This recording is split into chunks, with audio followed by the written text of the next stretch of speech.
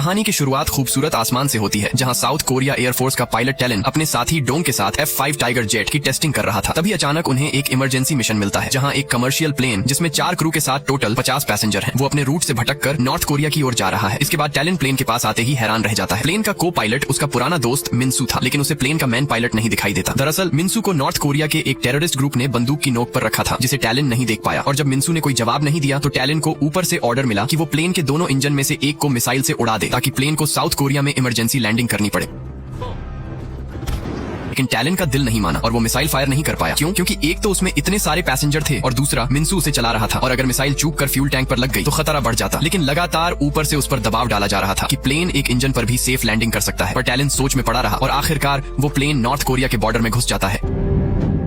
इस इंसिडेंट के बाद टैलन को एयरफोर्स की सेना से रेजिग्नेशन लेटर लिखवाने पर मजबूर किया गया और साथ ही उसके दोस्त डोंग को 1 महीने के लिए सस्पेंड कर दिया गया। टैलन को नौकरी से निकाला तो गया ही, साथ ही उसे नॉर्थ कोरिया प्लान हाईजैक का सबसे बड़ा जिम्मेदार भी ठहराया गया। टैलन के कैप्टन को लगा कि वो सिर्फ मिन्सू को बचाने के लिए पीछे हट गया। टैलन अपनी सफाई देता है कि इससे पैसेंजर खतरे में आ सकते थे, लेकिन कैप्टन उसकी एक नहीं सुनता। वही कैप्टन ने टैलन के जाने से पहले उसे एक चुभने वाली बात कही कि तुमने अपने ही देश के साथ गद्दारी की है। नौकरी जाने के बाद टैलन अपने छोटे से परिवार के साथ गाँव लौट आया और एक आम जिंदगी जीने लगा। इसके कुछ दिन बाद हाईजैक हुए प्लान के 39 पैसेंजर को भी छोड़ दिया गया। लेकिन अफसोस, 11 पैसेंजर जिसमें मिन्सू भी शामिल था अब भी बंधक थे, क्योंकि नॉर्थ कोरिया सरकार को उनसे खतरा महसूस हो रहा था। यह सब जानने के बाद टैलन को कैप्टन की बात याद आई कि अगर उसने ऑर्डर माना होता तो शायद ये सब नहीं होता। अब कहानी 1 साल आगे चली आती है, जहां हमें योंग नाम का एक जीनियस लड़का दिखता है, जो कुछ दिन पहले हुए प्लान हाईजैक की न्यूज बहुत ध्यान से देख रहा था और हर जानकारी को अच्छे से समझ रहा था, खासकर ये जानने के बाद कि हाईजैकर्स को इनाम में $2 मिलियन मिले थे। वही हम टैलन को देखते हैं, जो अब हवाई अड्डे पर एक कमर्शियल पायलट का काम कर रहा है, लेकिन अभी भी उसका पास्ट उसका पीछा नहीं छोड़ता। दूसरे पायलटों ने उसे किनारे कर दिया है और उसे कभी प्लान लैंडिंग का मौका नहीं देते, लेकिन उसकी हर उड़ान में गोसिक नाम का पायलट उसके साथ होता है। गोसिक ने टैलन से पूछा कि क्या उसने कभी प्लेन लैंड किया है। टैलन जवाब देता है कि उसके बारे में फैली अफवाहों की वजह से कोई भी मेन पायलट उसे मौका नहीं देता, और सिर्फ पायलट ही नहीं, फ्लाइट अटेंडेंट भी टैलन से नफरत करते हैं। वो हमेशा बात करते हैं कि टैलन एक गद्दार है, जिसकी वजह से 11 लोग आज भी नॉर्थ कोरिया में बंदी हैं। उसे ये सब सुनकर काफी बुरा भी लगता था। कुछ देर बाद गोसिक पूछता है कि आखिर उस दिन हुआ क्या था और टैलन ने बॉर्डर पार करने से पहले उस प्लान के इंजन पर मिसाइल फायर क्यों नहीं की। टैलन बताता है कि उस वक्त मिन्सू ने इशारों में उसे कुछ न करने को कहा, क्योंकि इससे प्लेन को नॉर्थ कोरिया जाने से रोक तो लिया जाता, लेकिन हाईजैकर्स प्लेन में मौजूद सभी पैसेंजर को मार देते, और इसी की वजह से टैलन ने जानबूझकर प्लेन को नॉर्थ कोरिया जाने दिया। और ये अफवाह फैल गई कि टैलन और मिन्सू ने देश से गद्दारी की है। वही हम 1971 के हवाई अड्डे को देखते हैं, जब एयरलाइन फैसिलिटी उतनी अच्छी नहीं थी, लोगों को सीट नंबर से नहीं मिलती थी, बल्कि जो दरवाजे तक तेज दौड़ता था उसे सबसे आरामदायक सीट मिलती थी। और इसी भागम भाग में यात्री अक्सर सीटों के लिए आपस में झगड़ते थे। वही एक बूढ़ी औरत अपने पालतू मुर्गी को लेकर आई थी, जिससे एक बड़े ऑफिसर को बहुत दिक्कत हुई। उस अफसर ने फ्लाइट अटेंडेंट से मुर्गी को हटाने और हो सके तो उस औरत को भी बाहर निकालने को कहा। शोरगुल सुनकर टैलन बाहर आता है और किसी तरह उस बूढ़ी औरत को सीट दिलवाता है और जल्द ही उड़ान शुरू हो गई। ये प्लेन सियोल के लिए उड़ान भरता है। तभी हम उसी लड़के योंग को भी देखते हैं, जो अभी अभी जेल से छूटा था और उसके पास एक बड़ा सा लाल बंडल था। खैर, ज्यादातर पैसेंजर पहली बार प्लेन से सफर कर रहे थे और खिड़की से बाहर के खूबसूरत नजारे को देखकर खुश हो रहे थे, तो कुछ ऊंचाई के डर से कांप रहे थे। इसी बीच बूढ़ी औरत की मुर्गी एक अंडा देती है, जिसे वो अपने बगल में बैठे योंग को थमा देती है और कहती है कि इसका ऑमलेट बना लेना। कॉकपिट में ऑटो पायलट ऑन था। गोसिक सिगरेट पी रहा था और उसने टैलन को इस बार लैंडिंग करने की इजाजत दे दी थी। इस बीच अचानक योंग ने कुछ कैन निकाले और कहा कि उसे घर पहुंचने में देर हो जाएगी। पता चला कि वो कैन असल में बम थे। योंग ने उसे 2 अलग अलग जगह पर फोड़ दिया, जिससे प्लेन डगमगाने लगा।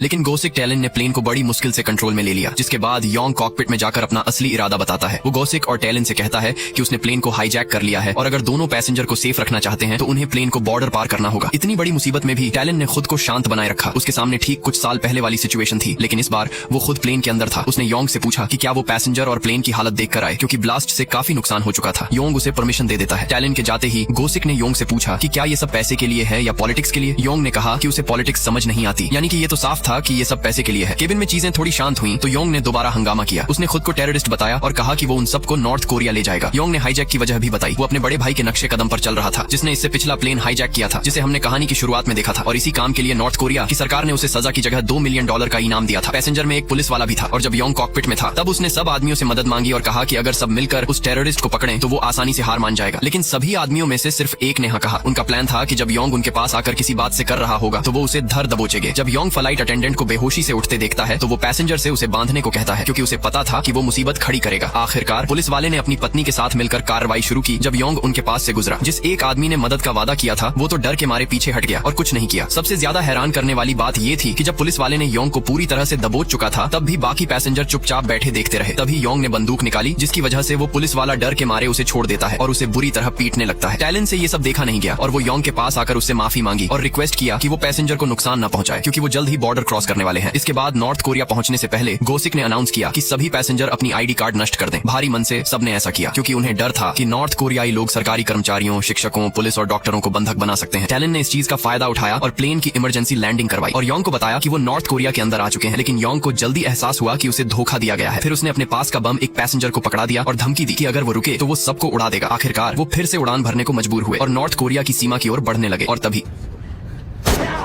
हाँ, योंग ने टैलन के पैर में गोली मार दी उसके साथ धोखा करने के लिए। लेकिन टैलन अपने मजबूत इरादे के साथ डटा रहा। पैर में गोली लगने के बावजूद टैलन जरा भी नहीं डरा। योंग ने टैलन को समझाया कि वो उसके साथ नॉर्थ कोरिया चले। उसने कहा कि साउथ कोरिया में भेदभाव होता है जबकि वहाँ उन्हें सम्मान मिलेगा। तभी अचानक योंग एक नई मुसीबत में फंस जाता है क्योंकि 2 फाइटर जेट उनका पीछा कर रहे थे।